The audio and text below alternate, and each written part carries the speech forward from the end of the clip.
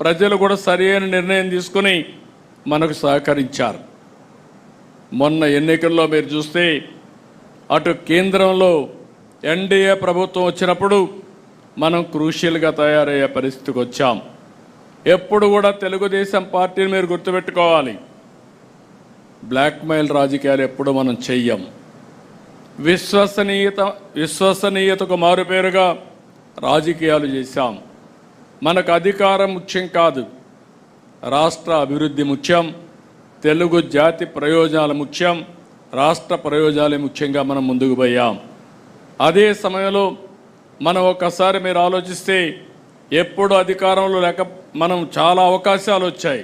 ఒక్క మాటలో చెప్పాలంటే ఏ రాజకీయ పార్టీకి రానన్ని అవకాశాలు మనకు వచ్చాయి. ఒక ప్రాంతీయ పార్టీ నేషనల్ ఫ్రంట్ పెట్టి కేంద్రంలో ప్రభుత్వాన్ని ఏర్పాటు చేసిన నాయకుడు నందమూరి తారక రామారావు గారు, ఎన్టీఆర్. ఆ తర్వాత యునైటెడ్ ఫ్రంట్ పెట్టి 2 గవర్నమెంట్ని మనం ఏర్పాటు చేశాం. ఆనాటి గవర్నమెంట్లోనే ఎర్రమనాయుడు గారు కేంద్ర మంత్రిగా ఉత్తరాంధ్ర నుంచి వచ్చారు.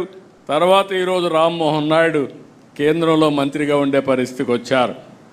అదే సమయంలో మీరు ఒకసారి ఆలోచిస్తే ఎన్డీఏ 1, వాజ్పేయి గారి గవర్నమెంట్, ఆ రోజు మెజారిటీ సభ్యులు, సుస్థిరమైన ప్రభుత్వానికి తెలుగుదేశం పార్టీ కూటమిలో భాగస్వాములై చిత్తశుద్ధితో పనిచేశాం. 2014లో మళ్ళా అవకాశం వచ్చింది. 2024లో మళ్ళీ మనకు అవకాశం వచ్చే పరిస్థితికి వచ్చింది. కేంద్రంలో ఎప్పుడు అవకాశాన్ని వచ్చినా మనం ఆ అవకాశాన్ని రాష్ట్ర అభివృద్ధి కోసమే ఉపయోగించుకుంటున్నాం.